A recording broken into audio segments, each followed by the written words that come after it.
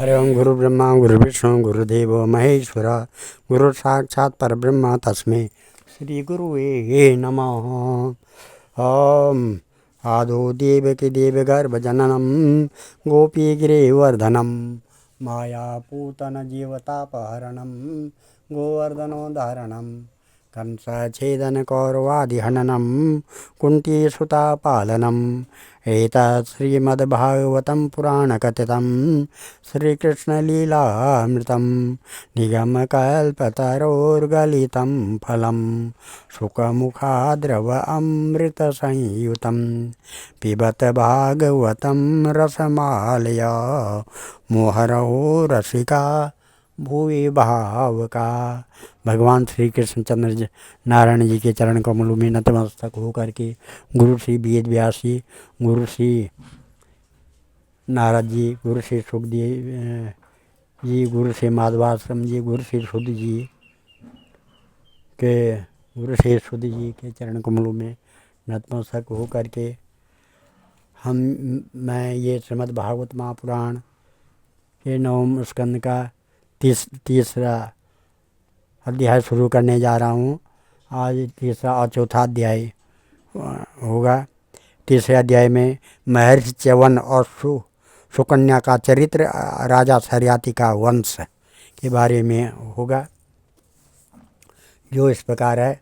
श्री शुकवाचा सरियाती मानवो राजा ब्रह्मष्टा स बभूवः यो वा अंगिरसं सत्रे द्वितीया मह उच्चवान् सुकन्या नाम तस्यासीत् कन्या कमललोचना तया सार्धं वनगतो या गमनच्यवनाश्रयं सा सखिभिः परिवृत्ता विजन्वान्ध्रीग्रपान् वने वाल्मीकरन्ध्रे ददृशे खद्योतेव ज्योतिषी ते देव च उदिता बाला ज्योतिषे कंडकेन वे अविद्यान मुग्ध भावेन स्रुवाश्रिके ततो बहु स्रकिन् मूत्र निरोधो भूत सैनिकानां च तत्क्षणात् राजर्षि तमुपालक्ष्य पुरुषान् विस्मतो ब्रूहीत अप्यभद्रं ने युष्माभिर्भगवानस्य विचेष्टितं व्यक्तं केनापि नस्तस्य कृतमाश्रयं दूषणं सुकन्या प्रापितरं भीत्वा किञ्चित् कृतं मया द्वे ज्योतिषे अजानन्त्या निर्भिन्ने कंटकेन वे द्वैतस्तद्वचा श्रुता सरियाती जात साधुसः मुनि साधयामास वाल्मीकान्ता हितं शनि तदाभिप्रायम् आज्ञाया प्रदादो द्वितरं मुने कृत्सान्मुक्त तन्मान्त्र्या पुरं प्रायात् समायता सुकन्या च वनं प्राप्य पतिं परम् अकोपनं प्रीणयामास चित्तज्ञा अप्रमत्तानुवृत्तिभिः कस्यचित् त्वत्कालस्य नासत्यावाश्रम आगतौ तो पूजित्वा प्रोवाच वयो मे दत्तम ईश्वरो। श्री सुखदेव जी ये कहते हैं, परीक्षित मनुपुत्र राजा सरियाती वेदों का निष्ठावान विद्वान थे। उसने अंगिरा गोत्र के ऋषियों के यज्ञ में दूसरे दिन का कर्म बतलाया था। उसके एक कमल लोचना कन्या थी, उसका नाम था सुकन्या। एक दिन राजा सरियाती अपनी कन्या के साथ वन में घूमते घूमते च्यवन ऋषि के आश्रम पर जा पहुँचे। सुकन्या अपनी सखियों के साथ वन में घूम घूम कर वृक्षों का सौंदर्य देख रही थी। उसने एक स्थान पर देखा कि बांबी दीमकों की एकत्रित की हुई मिट्टी के छेद में से जुगनू की तरह दो ज्योतियाँ दिख रही है। देव की कुछ ऐसी ही प्रेरणा थी। सुकन्या ने बाल सुलभ चपलता से एक कांटे के द्वारा उन ज्योतियों को भेद दिया। इससे उनमें से बहुत सा खून बहा चला। उसी समय राजा सरियाती के सैनिकों का मल मूत्र रुक गया। राजर्षि सरियाती को यह देखकर बड़ा आश्चर्य हुआ। उन्होंने अपने सैनिकों से कहा, अरे तुम लोगों ने कहीं महर्षि च्यवन जी के प्रति कोई अनुचित व्यवहार तो नहीं कर दिया? मुझे तो यह स्पष्ट जान पड़ता है कि हम लोगों में से किसी न किसी ने उनके आश्रम में कोई अनर्थ किया है। तब सुकन्या ने अपने पिता से डरते डरते कहा कि पिताजी, मैंने कुछ अपराध अवश्य किया है। मैंने अनजान में 2 ज्योतियों को कांटे से छेद दिया है। अपनी कन्या की यह बात सुनकर सरियाती घबरा गए। उन्होंने धीरे धीरे स्तुति करके बावी में छिपे हुए च्यवन मुनि को प्रसन्न किया। तदंतर च्यवन मुनि का अभिप्राय जानकर उन्होंने अपनी कन्या उन्हें समर्पित कर दी और इस संकट से छूटकर बड़ी सावधानी से उनकी अनुमति लेकर वे अपनी राजधानी से में चले गए। इधर सुकन्या परम क्रोधी च्यवन मुनि को अपने पति के रूप में प्राप्त करके बड़ी सावधानी से उनकी सेवा करते हुए उन्हें प्रसन्न करने लगी। वह उनकी मनोवृत्ति को जानकर उनके अनुसार ही बर्ताव करती थी। कुछ समय बीत जाने पर उनके आश्रम पर दोनों अश्विनी कुमार आए। च्यवन मुनि ने उनका यथोचित सत्कार किया और कहा कि आप दोनों समर्थ हैं, इसलिए मुझे युवा अवस्था प्रदान कीजिए। मेरा रूप एवं अवस्था ऐसी कर दीजिए जिसे युवती स्त्रियां चाहती हैं। मैं जानता हूँ कि आप लोग सोमपान के अधिकारी नहीं हैं, फिर भी मैं आपको यज्ञ में सोम रस का भाग दूंगा। गृहं ग्रहिष्ये सोमस्य यज्ञे वाप्यर्सोमपा क्रियतां मे वयोरूपं प्रमदानां यदीप्सितं बाणमित्यु चतुर्विप्रम् अभिनन्द्य विषक्तमो निमज्जतां भवात् अस्मिन् हृदये सिद्ध विनिर्मिते इत्युक्त्वा जरयाग्रसादेयो धमने सन्तता हृदं प्रवेशतो अश्विनीभ्यां बलि पालिते विप्रिय पुरुषास्त्रया उत्तस्थोर्पीच्या वनिता प्रिया पद्मस्त्रजा कुण्डलिनस्तुल्यात् रूपा सुवाससा तान् निरीक्षा वरारोह स्वरूपान् सूर्यवर्चसा अज्ञानति पतिं साध्वी अश्विनो शरणं ययौ दर्शित्वा पतिं तस्य पतिव्रतेन तोषता ऋष्यमामन्त्र्य ययुर्तुर्विमानेन त्रिविष्टपं यक्षमाणोऽथ शर्याति च्यवनाश्रमं गता ददर्श द्वैत पार्श्वे पुरुषं सूर्यवर्चसा राजा द्वैतरं प्राह कृतपादाभिवन्दनान् अशेषाश्चाप्ययुञ्जानो नातिप्रिय प्रीतमना युवः चिकीर्षतं ते किमिदं परिस्त्वया प्रलम्बितो लोकनमस्कृतो मुनि यत्त्वं जराग्रस्तमसत्यसम्मतं विहाय जारं भजसे मुमध्वगं कथं मतिस्तेव गतान्यथा सतं कुलप्रसूते कुलदूषणं त्विदं बिभर्षि जारं यदपत्रपाकुलं पितुस्य भर्तुस्य नयस्वधस्तमाम्। वैद्य शिरोमणि अश्विनी कुमारों ने महर्षि च्यवन का अभिनंदन करके कहा ठीक है, और इसके बाद उनसे कहा कि यह सिद्धों के द्वारा बनाया हुआ कुंड है, आप इसमें स्नान कीजिए। च्यवन मुनि के शरीर को बुढ़ापे ने घेर रखा था। सब और नसें दिख रही थी। झुर्रियाँ पड़ जाने एवं बाल पक जाने के कारण वे देखने में बहुत भद्दे लगते थे। अश्विनी कुमारों ने उन्हें अपने साथ लेकर कुंड में प्रवेश किया। उसी समय कुंड से 3 पुरुष बाहर निकले। वे तीनों ही कमलों की माला, कुंडल और सुंदर वस्त्र पहने एक से मालूम होते थे। वे बड़े ही सुंदर एवं स्त्रियों को प्रिय लगने वाले थे। परम साध्वी सुंदरी सुकन्या ने जब देखा कि ये तीनों ही एक आकृति के तथा सूर्य के समान तेजस्वी हैं, तब अपने पति को न पहचान कर उसने अश्विनी कुमारों की शरण ली। उसके बाद पतिव्रत्य से अश्विनी कुमार बहुत संतुष्ट हुए। उन्होंने उसके पति को बतला दिया और फिर च्यवन मुनि से आज्ञा लेकर विमान के द्वारा वे स्वर्ग को चले गए।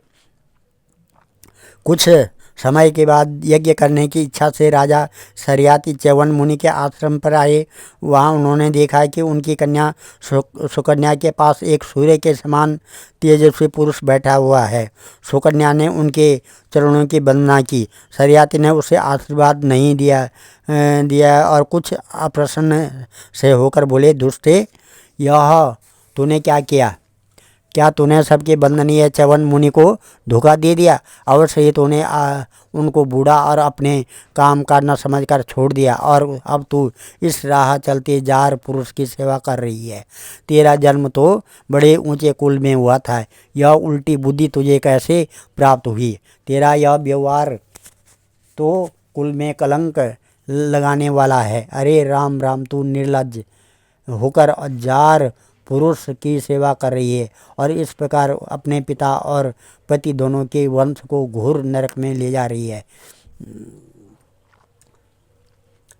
एवं ब्रुवाण पितरम स्तयमाना शुचि स्मृता उवाच तथा जामाता तथैव भृगुनंदन संसद पित्रे तत् सर्वं वयोरूपा विलम्बनान् विस्मृता परं प्रीतस्तनयं परिस्वजे सोमेन याजयन् वीरं ग्रसं सोमस्य चागृहीत असोमापोरप्याशून्य च्यवनं स्वेन तेजसा हन्तुं तमाददे वस्त्रं सद्योन्मन्युर्महर्षिता सवज्रं स्तम्भयामास भुजम् इन्द्रस्य भार्गव अन्वजायस्तथा सर्वे ग्रहं सोमस्य चाशुन विजजावति यत्पूर्वं सोमाहुत्या बहिष्कृतौ उत्तान बहिरानतो भूरिषेण इदं त्रया शर्यातेर्भवन्पुत्रा अनन्तादरेवतो भवत् सोऽन्त समुद्रे नगरीं विनिर्माय कुशस्थलीं आस्थितो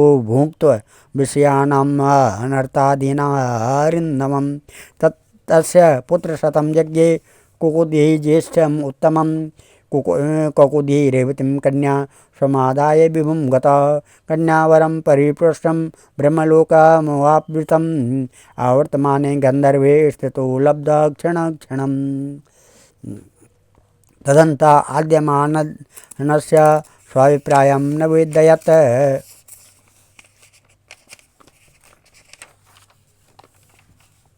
हे दयातत्सुता भगवान ब्रह्मा प्रशातमुवाचः अहो राजन् निरुद्वासे कालेन हृदय एकता तत्पुत्रेण पौत्रं त्रिणां गोत्राणि च न शृण्वये।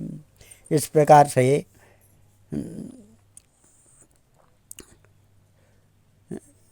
राजा शर्याती के इस प्रकार कहने पर पवित्र मुस्कान वाली सुकन्या ने मुस्कुरा कर कहा, पिताजी, ये आपके दामाद एवं स्वयं भृगुनंदन महर्षि च्यवन ही हैं।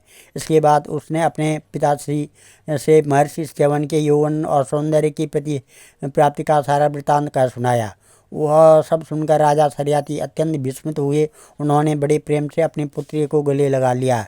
महर्षि च्यवन ने वीर शर्याती से सोम यज्ञ का अनुष्ठान करवाया और सोमपान के अधिकारी न होने पर भी अपने प्रभाव से अश्विनी कुमारों को सोमपान कराया। इंद्र बहुत जल्दी क्रोध कर बैठते हैं, इसलिए उनसे यह सहा न गया।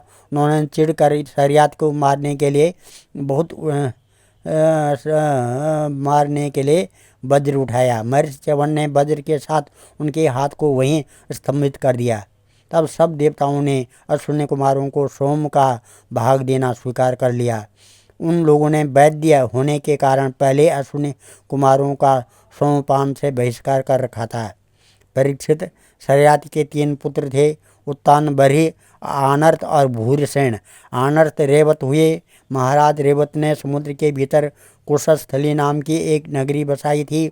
उसी में रहकर वे आनर्त आदि देशों का राज्य करते थे। उनके 100 श्रेष्ठ पुत्र थे, जिनमें सबसे बड़े थे ककुदी। ककुदी अपनी कन्या रेवती को लेकर उसके लिए वर पूछने के लिए उद्देश्य से ब्रह्मा जी के पास गए। उस समय ब्रह्मलोक का रास्ता ऐसे लोगों के लिए बेरोक टोक था। ब्रह्मलोक में गाने बजाने की धूम मची हुई थी। बातचीत के लिए अक्सर वे मिलने के कारण वे कुछ क्षण वहीं ठहर गए। उत्सव के अंत में ब्रह्मा जी को नमस्कार करके उन्होंने अपनी अभिप्राय निवेदन किया। उनकी बात सुनकर भगवान ब्रह्मा ने हंसकर उनसे कहा,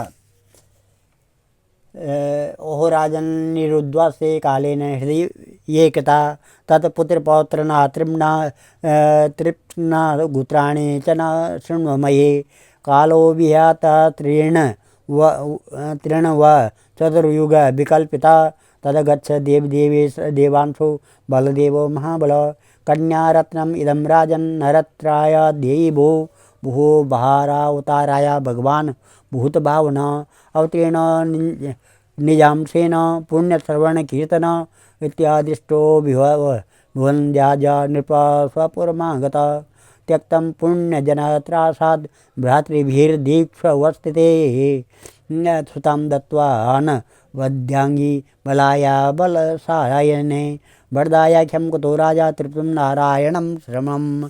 महाराज, तुमने अपने मन में जिन लोगों के विषय में सोच रखा था वे सब तो काल के गाल में चले गए। अब उनके पुत्र पौत्र अथवा नातियों की तो बात ही क्या है, गोत्रों के नाम भी नहीं सुनाई पड़ते हैं। इस बीच में 27 चतुर्युगी का समय बीत चुका है, इसलिए तुम जाओ और इस समय भगवान नारायण के अंशावतार महाबली बलदेव जी पृथ्वी पर विद्यमान हैं। राजन, उन्हीं नर रत्न को यह कन्या रत्न तुम समर्पित कर दो, जिनके नाम लीला आदि का श्रवण कीर्तन बड़ा ही पवित्र है। वे ही प्राणियों के जीवन सर्वस्व भगवान पृथ्वी का भार उतारने के लिए अपने अंश से अवतीर्ण हुए हैं। राजा ककुदी ने ब्रह्मा जी का यह आदेश प्राप्त करके उनके चरणों की वंदना की और अपने नगर में चले गए, और उनके वंशजों ने यक्षों के भय से वह नगरी छोड़ दी थी और जहाँ तहाँ यूं ही निवास कर रहे थे। राजा ककुदी ने अपनी सर्वांग सुंदरी पुत्री परम बलशाली बलराम जी को सौंप दी और स्वयं तपस्या करने के लिए भगवान नर नारायण के आश्रम बद्रीवन की ओर चल दिए। अब श्रीमद् भागवत महापुराण के 9वें स्कंद का 4था अध्याय इस प्रकार है। नाभाग इसमें नाभाग और अम्बरीश की कथा है। श्री शुकवाच नाभागो नवगापत्यम तम तम भ्रातरम कविम याविष्टम व्यवजनदायम ब्रह्मचारिणमागतम भ्रातरो भांगत किं मय्यम भजामा पितरम तव त्वं ममार्यास्तथा भांगा छुर्मा पुत्र कथा तथा धृता इमे अंगिरसो 17 मासातु अद्य सुमेधस षष्ठम षष्ठ प्रीत्याः कवे मुह्यन्ति कर्मणि तास्वं संशया सुक्ते द्वे वैश्वदेव महात्मना ते स्वर्यन्तो धनं तशत्रं परिशेषितमात्मना दास्यन्ति तेत तान् गच्छ तथा च कृतवान् यथा तस्मै दत्त्वा ययुः स्वर्गं ते सत्र परिशेषितं तं कश्चित् स्वीकारिष्यन्तं पुरुषः कृष्णदर्शन उवाचो तरतोऽपेत्य ममेदं वास्तुकं वसु ममेदं ऋषिभिर्दामिति तर्हि स्म मानवा श्यानो ते पितराय प्रश्न पृष्ठवान् पितरं तथा यज्ञवास्तु गतं सर्वं मुच्चेष्टमृषया क्वचित् चक्रुविभागं रुद्राय स्वदेवं सर्वमर्हति नाभागस्तं प्रणम्याहं तावेशं किल वास्तुकं ते पिता ब्रह्मा शीर्षा त्वं प्रसादये यत् ते पिता वदत् धर्मं त्वं च सत्यं प्रभाससे ददामि ते मन्त्रदृश्ये ज्ञानं ब्रह्म सनातनम् गृणां द्रविणं दत्ते मत्सत्रे परिशेषितम् इत्युक्त्वा अन्तर्हितो रुद्रो भगवान् सत्यवत्सल एत स्मरेत प्रातः सायं च सुसमायता कर्हि भवति मंत्रज्ञो गतिं चैव तथात्मनां नाभाग अम्बरीशोर्भून् महाभागवता कृति नास्पृशद ब्रह्मशापोपि यम च प्रतिहत क्वचित। श्री सुखदेव जी कहते हैं कि परीक्षित मनुपुत्र नाभाग पुत्र था। नाभाग नभ का पुत्र था नाभाग। जब वह दीर्घकाल तक ब्रह्मचर्य का पालन करके लौटा तब बड़े भाइयों ने अपने से छोटे किंतु विद्वान भाई को ही हिस्से में केवल पिता को ही दिया। संपत्ति तो उन्होंने पहले ही आपस में बांट ली थी।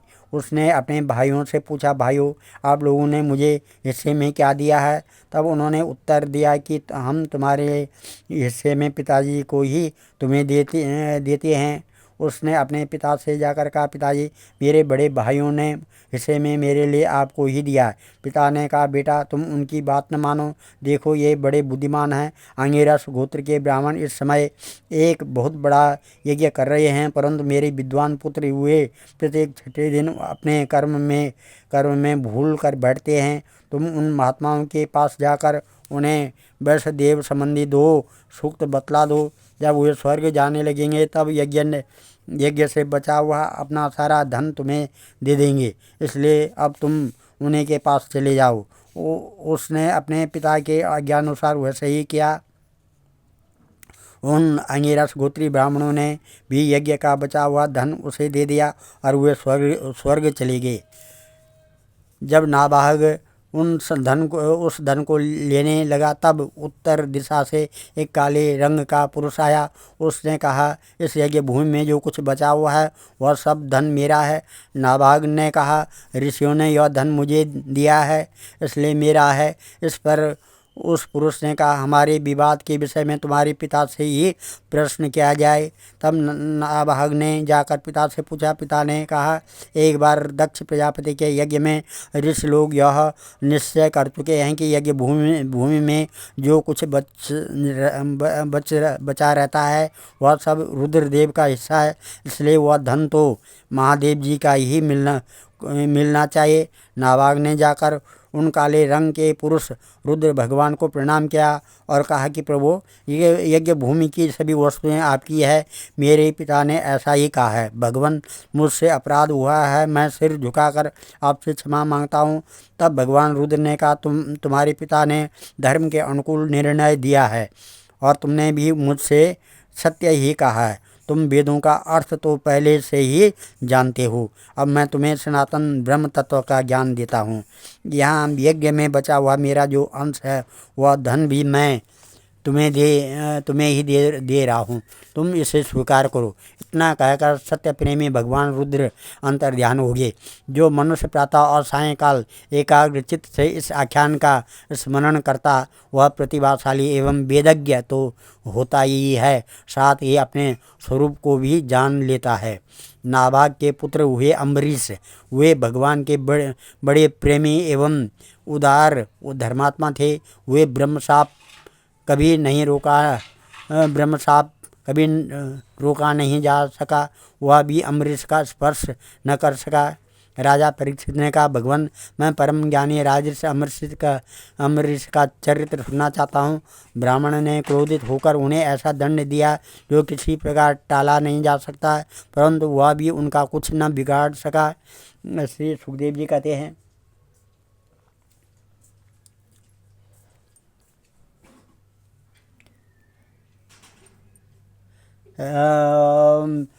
भगवतो राजोवाच भगवत श्रोत इच्छा में राजश्री तस्दीमत न प्रभात यत्र निर्मुक्तो ब्रह्मदंडो दुरतया।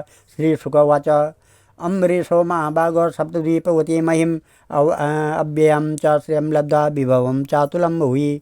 मेनेयति दुर्लभं पुंसा सर्वं तथा स्वप्न संस्तुतं विद्वान् विभवा निर्वाणं तमो विशति यत्पुमान्। वासुदेव भगवती तद्भक्तेषु च साधुषु प्राप्तो भावं परम विश्वम इनेदं दुरोस्तवत् स्मृतम्। श्री सुखदेव जी ने कहा, परीक्षित, अम्बरीश बड़े भगवान थे, भाग्यवान थे। पृथ्वी के 7 द्वीप, अचल संपत्ति और अतुलनीय ऐश्वर्य उनको प्राप्त था। यद्यपि वे सब साधारण मनुष्यों के लिए अत्यंत दुर्लभ वस्तुएं हैं, फिर भी इन्हें स्वप्न तुल्य समझते थे, क्योंकि वे जानते थे कि जिस धन वैभव के लोभ में पड़कर मनुष्य घोर नरक में जाता है वह केवल 4 दिन की चांदनी उसका दीपक तो बुझाया है। भगवान श्री कृष्ण में और उनके प्रेमी साधुओं में उनका परम प्रेम था। उस प्रेम के प्राप्त हो जाने पर तो वह सारा विश्व और इसकी समस्त संपत्तियां मिट्टी के ढीले के समान जान पड़ती थी। सवे मनो कृष्ण पदार बिंदयो बचांस वैकुंठा गुणानुवर्णने। करो हरेर मंदिर मार्जनादिशूर श्रुतिम चकाराच्युत सत्कथोदये। मुकुंद लिंगालय दर्शने दिशो तदभृतगात्रस्पर्शे अंगसंगमम् घ्राणं च तत्पादसरोजसौरभे श्रीमत्तुलास्या रसनं तदर्पिते पादो हरेर्क्षेत्रपदानो सर्पणे शिरो ऋषिकेशपदाभिवन्दने कामं च दासे न तु कामकाम्यया यथो यथ उत्तमश्लोकजनाश्रयारति एवं सदा कर्मकलापमात्मनं परेद्यज्ञे भगवद्दोक्षजे सर्वात्मभावं विदधन्मयि इमं तन्निष्ठविप्रावेतं ससासः युज्ये स्वमेधीरधियज्ञैश्वरं महाविभूत्योपजिताङ्गदक्षिणे ततेर्वसिष्ठाश्रितगौतमादिभिर्धन्वश्यभिस्त्रोतमसौ सरस्वतीं इस प्रकार से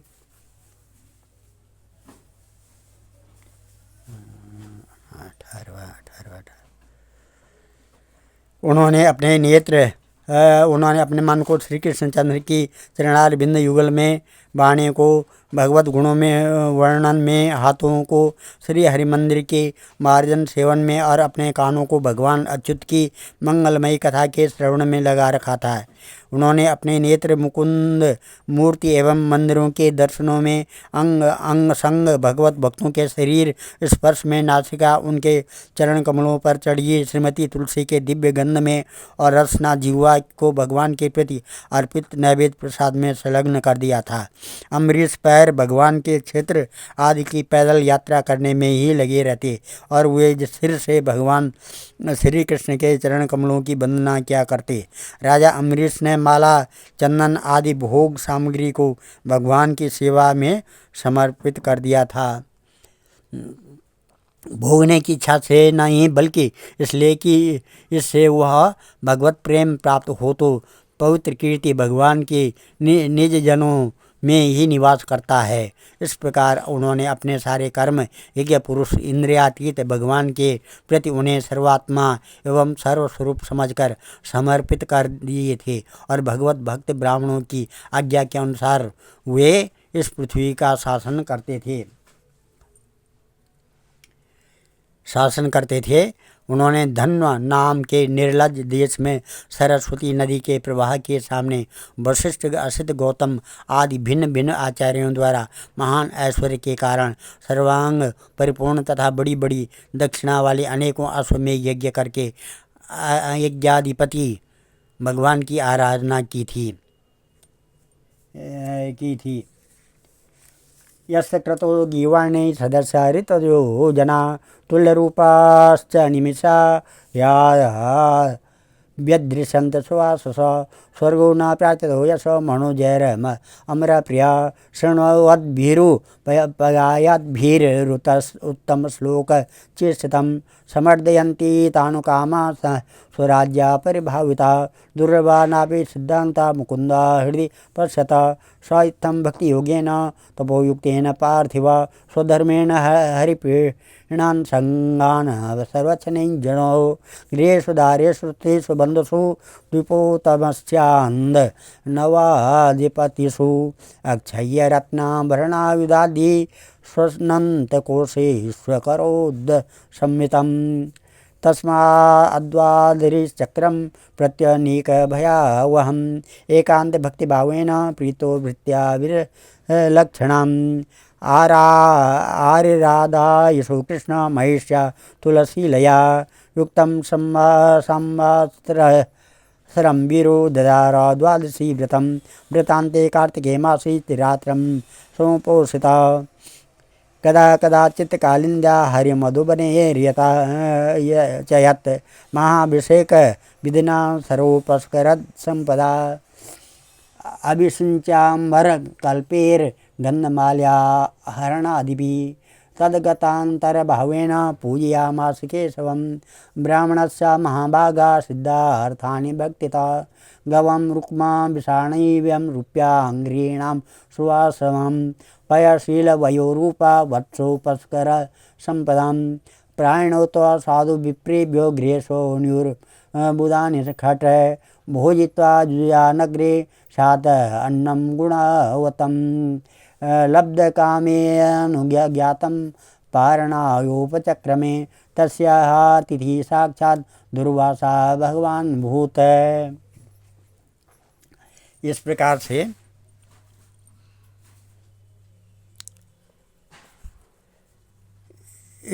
से उनकी प्रजा महात्माओं के द्वारा गाए हुए भगवान के उत्तम चरित्रों का किसी समय बड़े प्रेम से श्रवण करती हुई, किसी समय उनका गान करती। इस प्रकार उनके राज्य के मनुष्य देवताओं के अत्यंत प्यारे स्वर्ग की भी इच्छा नहीं करते। वे अपने हृदय में आनंद प्रेम का दान करने वाले श्री हरि का नित्य निरंतर दर्शन करते रहते थे, इसलिए उन लोगों को वह भोग सामग्री भी हर्षित नहीं कर पाती थी जो बड़े बड़े सिद्धों को भी दुर्लभ है।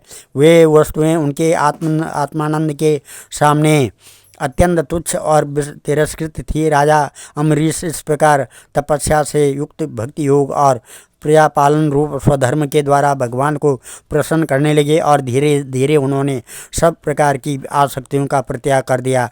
घर, स्त्री, पुत्र, भाई, बंधु, बड़े बड़े हाथी, रथ, घोड़े एवं पैदलों की चतुरंगनी सेना, अक्षय रत्न, आभूषण और आयुध आदि सब समस्त वस्तुओं तथा कभी समाप्त न होने वाले कोषों के संबंध में उनका ऐसा दृढ़ निश्चय था कि वे सब के सब असत्य हैं। उनकी अनन्य प्रेममयी भक्ति से प्रसन्न होकर भगवान ने उनकी रक्षा के लिए सुदर्शन चक्र को नियुक्त कर दिया था, जो विरोधियों को भयभीत करने वाला एवं भगवत भक्तों की रक्षा करने वाला है। राजा अम्बरीश की पत्नी भी उन्हीं के समान धर्मशील, संसार के विरक्त एवं भक्तिपरायण थी। एक बार उन्होंने अपनी पत्नी के साथ भगवान श्री कृष्ण की आराधना करने के लिए 1 वर्ष तक द्वादशी प्रधान एकादशी व्रत करने का नियम ग्रहण किया। व्रत की समाप्ति होने पर कार्तिक महीने में उन्होंने 3 रात का उपवास किया और एक दिन यमुना जी में स्नान करके मधुबन में भगवान श्री कृष्ण की पूजा की। उन्होंने महाअभिषेक की विधि से सब प्रकार की सामग्री और संपत्ति द्वारा भगवान का अभिषेक किया और हृदय से तन्मय होकर वस्त्र, आभूषण, चंदन माला एवं आर्घ्य आदि के द्वारा उनकी पूजा की। यद्यपि महाभाग्यवान ब्राह्मणों को इस पूजा की कोई आवश्यकता नहीं थी, स्वयं ही उनकी सारी कामनाएं पूर्ण हो चुकी थी, वे सिद्ध थे। तथापि राजा अम्बरीश ने भक्तिभाव से उनका पूजन किया। तत्पश्चात पहले ब्राह्मणों को स्वादिष्ट और अत्यंत गुणकारी भोजन कराकर उन लोगों के घर 60 करोड़ गौएं सुसज्जित करके भेज दी। उन गौओं के सिंग स्वर्ण से और खुर चांदी से मढ़े हुए थे। सुंदर सुंदर वस्त्र उन्हें ओढ़ा दिए गए थे। वे गौएं बड़ी सुशील, छोटी अवस्था की, देखने में सुंदर बछड़े वाली और खूब दूध देने वाली थी। उनके साथ दूहने की उपयुक्त सामग्री भी उन्होंने भेजवा दी। जब ब्राह्मणों को सब कुछ मिल चुका तब राजा ने उन लोगों से आज्ञा लेकर व्रत का पारण करने की तैयारी की। उसी समय शाप और वरदान देने में समर्थ स्वयं दुर्वासा जी भी उनके यहाँ अतिथि के रूप में पधारे।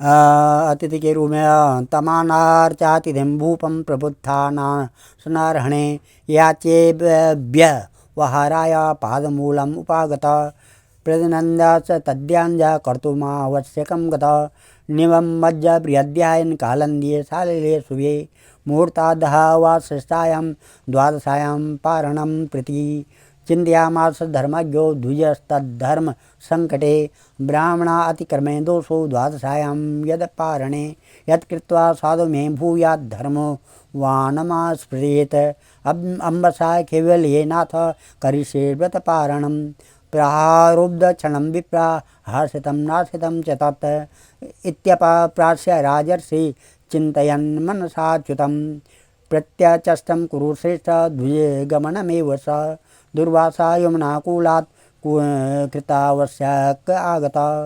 राज्ञाभिनन्दितस्तस्य बोधे चेष्टितं धिया मन्युना प्रचलङ्गत् भ्रुकुटिकुटलानन बुभुक्षितस्य सुतरां कृताञ्जलिर्मवासतः।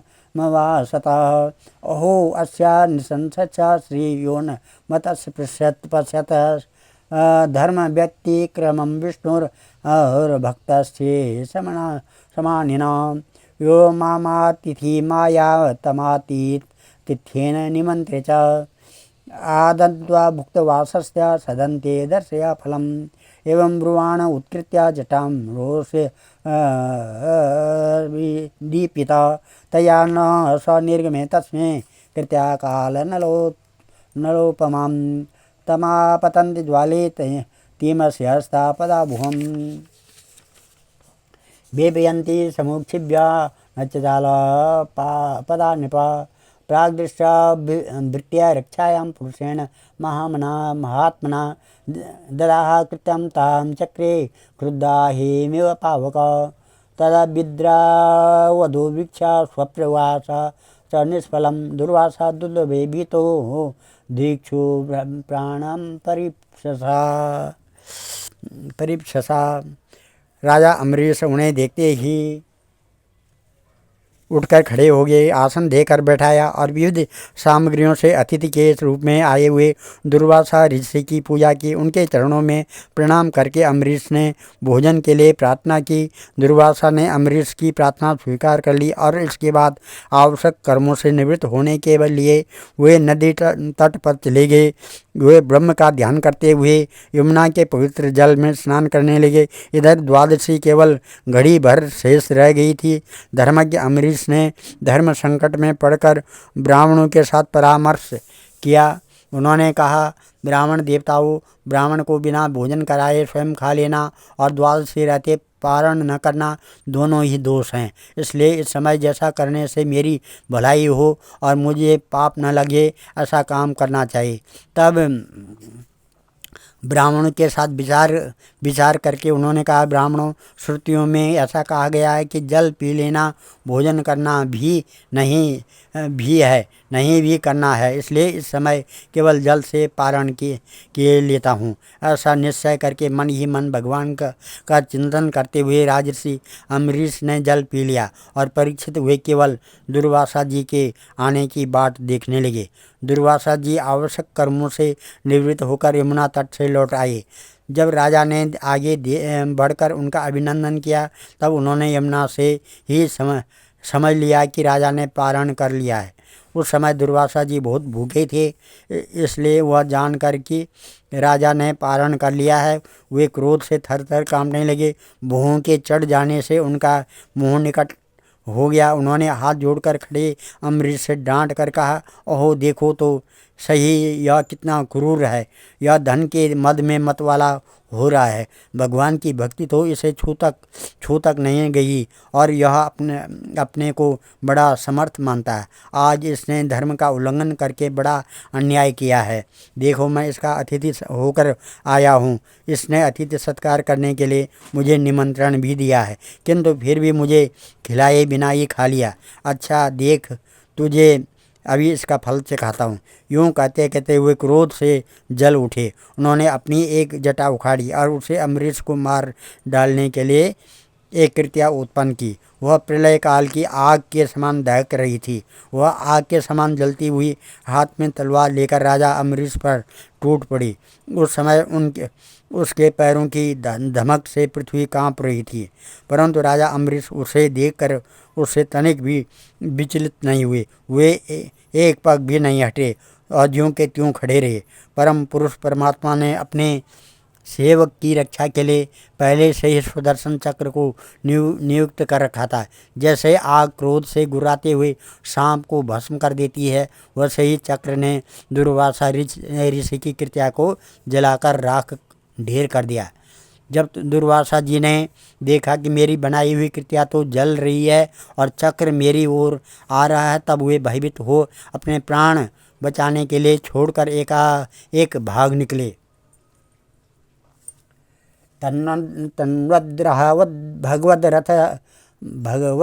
रथांगम तावाग्निरुद्रात्रसिको यथा महिं तथानुसक्तं मुनिरीक्षमाणं गुह्यं विभुक्षो प्रससार मेरो दिशो न भक्ष्मां विवरन् समुद्रान् लोकान् सपालास्त्रिदिवं गतः स यतो यतो धावति तत्र तत्र सुदर्शनं दुष्प्रसां ददर्श अलब्धनाथ स यदा कुतश्चित् शत्रस्य चित्तोरणमेषमाण देवं विरञ्चि समगाद विद्यात् स्त्राह्यात्मयोनि जततेजसो मम। इस प्रकार से जैसे ऊंची ऊंची लपटों वाला दावानल सांप के पीछे दौड़ता है, वैसे ही भगवान का चक्र उनके पीछे पीछे दुर्वासा जी के पीछे पीछे दौड़ने लगा। तब दुर्वासा जी ने देखा कि चक्र तो मेरे पीछे लग गया है। तब सुमेरु पर्वत की गुफा में प्रवेश करने के लिए वे उसी ओर दौड़ पड़े। दुर्वासा जी दिशा, आकाश, पृथ्वी, अतल बितल आदि नीचे के लोक, समुद्र, लोकपाल और उनके द्वारा सुरक्षित लोक एवं स्वर्ग तक में गए, परंतु जहाँ जहाँ वे गए वहीं वहीं उन्होंने असह्य तेज वाले सुदर्शन चक्र को अपने पीछे लगा देखा। जब उन्हें कहीं भी कोई रक्षक न मिला तब तो वे और भी डर गए। अपने लिए त्राण ढूंढते हुए वे देव शिरोमणि ब्रह्मा जी के पास गए और बोले, ब्रह्मा जी आप स्वयंभू हैं, भगवान के इस तेजोमय चक्र से मेरी रक्षा कीजिए। ब्रह्मा जी ने कहा, स्थानं मदीयं सवे समेत क्रीडावसाने द्विपरार्ध संगे भ्रूभंगमात्रेण हि संदिग्धक्षजो कालात्मनो यस्य तिरो भविष्यति। ओहो अहं भवो दक्ष भृगु प्रधाना प्रजेश भूतेश सुरेश मुख्या सर्वे वयं यन्नियमं प्रपन्ना मूर्धन् प्रीतं लोकहितं भवाम। प्रत्याख्यतो विरंचेन विष्णुचक्रोपतापिता दुर्वासा शरणं याता सर्वं कैलासवासिनम्। ब्रह्मा जी ने कहा, जब मेरी 2 परार्ध की आयु समाप्त होगी और काल स्वरूप भगवान अपनी यह श्रेष्ठ लीला समेटने लगेंगे, इस जगत को जलाना चाहेंगे, उस समय उनके भ्रूभंग मात्र से यह सारा संसार और मेरा यह लोक भी लीन हो जाएगा। मैं शंकर जी, दक्ष, भृगु आदि प्रजापति, भूतेश्वर, देवेश्वर आदि सब जिनके बनाए नियमों में बंधे हैं तथा जिनकी आज्ञा शिरोधार्य करके हम लोग संसार का हित करते हैं, उनके भक्त के द्रोही को बचाने के लिए हम समर्थ नहीं हैं। जब ब्रह्मा जी ने इस प्रकार दुर्वासा को निराश कर दिया तब भगवान के चक्र से संतप्त होकर वे दुर्वासा ऋषि कैलाशवासी भगवान शंकर की शरण में गए। श्री महादेव वाच, वयं नतात प्रभवाम भूम्निं यस्मिन् परेणेप्यज जीवलोकोषा भवन्ति काले च भवन्ति हीदृशा सहस्रशो यत्र वयं भ्रमाम। अहं सनत्कुमारस्य नारदो भगवान् नजः कपिलो अपान्तर्मो देवलो धर्म आसुरी मरीचि प्रमुखाशाने सिद्धेशा पारदर्शना विदाम न वयं सर्वे यन्मायां माययावृता तस्य विश्वेश्वरासेदं शतं दुर्विसहं येन तमेव शरणं यायि हरिस्तेषं विदास्यसि। ततो निराशो दुर्वासा पदं भागवतो य वैकुण्ठाख्यं विदध्यास्ते श्रीनिवास श्रियः सह संदह्यमानो जितशस्त्रवन्यना तत्पादमूले पतितः सवे पथु आहाच्युतान्ता सदीप्सितं प्रभो कृतागसं आवहि विश्वभावना आजानता ते परमानुभावं कृतं मयागं भवतः प्रीयमाणं विधेय तस्यापचितं विधाता मुच्येत यन्यानुदिते नरकोऽपि। श्री रुद्र उवाच, दुर्वासा जी, जब जिन अनंत परमेश्वर में ब्रह्मा जैसे जीव और उनके उपाधि भूत कोष इस ब्रह्मांड के समान ये अनेकों ब्रह्मांड समय पर पैदा होते हैं, उस समय जाने पर भी उनका पता भी नहीं चलता, जिनमें हमारे जैसे हजारों चक्कर काटते रहते हैं, उन प्रभु के संबंध में हम कुछ भी करने की सामर्थ्य नहीं रखते हैं। मैं सनत कुमार, नारद मुनि, भगवान ब्रह्मा, कपिलदेव अपांतर तम देवल धर्म आसुरी तथा मरीचि आदि दूसरे सर्वज्ञ सिद्धेश्वर, ये हम सभी भगवान की माया के को नहीं जान सकते, क्योंकि हम उसी माया के घेरे में हैं। यह चक्र उन विश्वेश्वर का शस्त्र है, यह हम लोगों के लिए असह्य है। तुम उन्हीं की शरण में जाओ, वे भगवान ही तुम्हारा मंगल करेंगे। वहाँ से भी निराश होकर दुर्वासा भगवान के परम धाम वैकुंठ में गए। लक्ष्मीपति भगवान लक्ष्मी के साथ वहीं निवास करते हैं। दुर्वासा जी भगवान के चक्र की आग से जल रहे थे।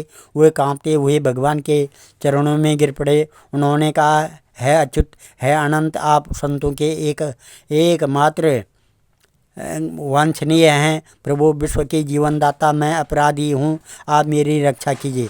आपका परम प्रभाव न जानने के कारण ही मैंने आपके प्यारे भक्त का अपराध किया है। प्रभु आप मुझे उससे बचाइए। आपके तो नाम का ही उच्चारण करने से नार की जीव भी मुक्त हो जाता है। श्री भगवान ने कहा, अहम भक्त पराधी न ह्य स्वतंत्र इव द्विजा साधुर्भिग्रस्तयो भक्तिर्जन प्रिया नाहम आत्मानम आशासे मद्भक्ति साधु वीरविजा श्रेयम चात्यांतिकी ब्रह्मन एषां गतिरहं परा ये दारागार पुत्राप्तान् प्राणान् वित्त इमं परम हित्वा मम शरणं याता कथं तास्याक्तु उत्सहे मयि निर्वद्य हृदस्या साधवा समदर्शना वशीकुर्वन्ति मां भक्त्या शस्त्रीया सत्पतिं यथा मत्सेवया प्रतीतं च सालोक्यादि चतुष्टयं नेच्छन्द सेवया पूर्णा कुतो नत्यकालविद्वतं साधु हृदयमय्यं साधूनां हृदय त्वहं मदन्यत्त ते न जानन्ति नाहं तेभ्यो मनामपि उपायं कथयिष्यामि तव विप्र शृणुष्व तत् अयं यात्मा विचारस्ते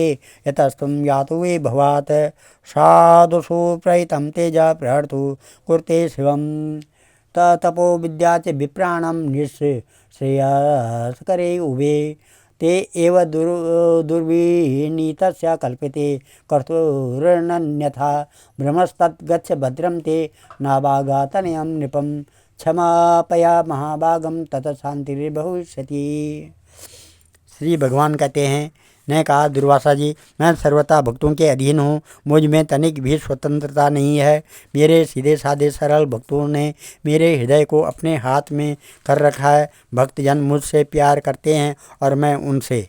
ब्रह्मन अपने भक्तों का एकमात्र आश्रय मैं ही हूँ, इसलिए अपने साधु स्वभाव भक्तों को छोड़कर मैं न तो अपने आप को चाहता हूँ और न अपनी अर्धांगिनी विनाश रहित लक्ष्मी को। जो भक्त स्त्री पुत्र गृह गुरुजन प्राण धन इहलोक और परलोक सबको छोड़कर केवल मेरी शरण में आ गए हैं, उन्हें छोड़ने का संकल्प भी मैं कैसे कर सकता हूँ। जैसे सती स्त्री अपने पतिव्रत्य से सदाचारी पति को वश में कर लेती है, वैसे ही मेरे साथ अपने हृदय को प्रेम बंधन से बांध रखने वाले समदर्शी साधु भक्ति के द्वारा मुझे अपने वश में कर लेते हैं। मेरे अनन्य प्रेमी भक्त सेवा से ही अपने को परिपूर्ण कृत्य मानते हैं। मेरी सेवा के फल स्वरूप जब उन्हें सालोक्य सारूप्य आदि मुक्तियाँ प्राप्त होती है, तब वे उन्हें भी स्वीकार करना नहीं चाहते। फिर समय के फिर से नष्ट हो जाने वाली वस्तुओं की तो बात ही क्या है।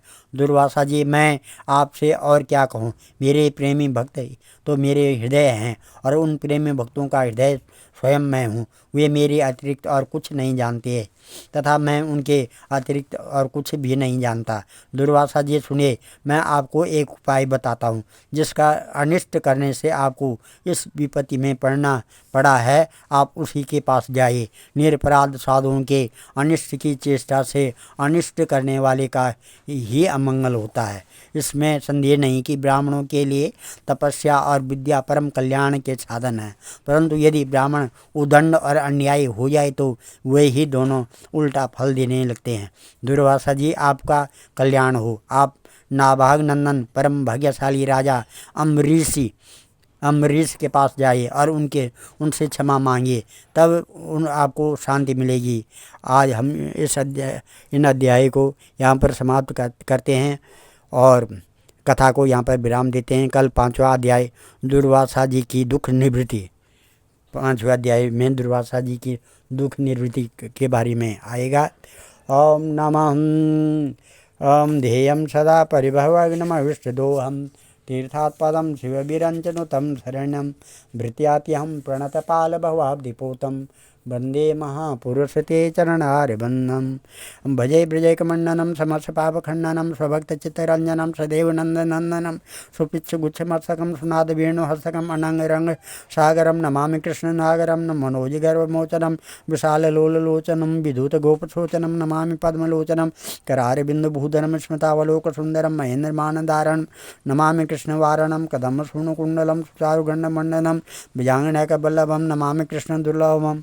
यशोदया समोदया सगोपया सनन्दया युतं सुखकदायकं नमामि गोपनायकं सदैव पादपङ्कजं मदीयमानसे निजं ददानमुत्तमालकं नमामि नन्दबालकं समस्तदोषशोषणं समस्तलोकपोषणं समस्तगोपमानसं नमामि नन्दलालसा भूभरावतारकं भवाब्धिकर्णधारकं यशोमतिकिशोरकं नमामि चित्तचोरकं दीर्घन्धकान्तभङ्गिनं सदा सदालसंज्ञनं दिने दिने नवं नवं नमामि नन्दसम्भवं गुणाकरं सुखाकरं कृपाकरं कृपापरं सुरदुषिनिकन्दनं नमामि गोपनन्दनं नवीन गोपनागरं नवीन केलिलम्पटं नमामि मेघसुन्दरं तडितप्रवाल सत्पटं समस्त गोपनन्दनं मृदम्बुजैकमोदनं नमामि कुञ्जमध्यगं प्रसन्नभानुशोभनं निकामकामदायकं दीर्घन्धचारुसायकं रसालवेणुगायकं नमामि कुञ्जनायकं विदग्धगोपिकामनो मनोज्ञतल्पसायनं नमामि कुञ्जकानने प्रविद्धिवह्निपानीयं किशोरिकान्तिरञ्जितं दीर्घजनं सुशोभितं गजेन्द्रमोक्षकारणं नमामि श्रीविहारिणं यदा तदा यथा तथा तथैव कृष्णसत्कथा मया सदैव ज्ञेयतां तथा कृपा विधीयतां प्रमाणिकाष्टिकाद्वयं जपतधितया पुमान् भुवेत्सनन्दनन्दने भुवे भुवेषु भक्तिमान्। ओम नमः सर्वे भवन्तु सुखिनः सर्वे सन्तु निरामया सर्वे भद्राणि पश्यन्तु मा कश्चित्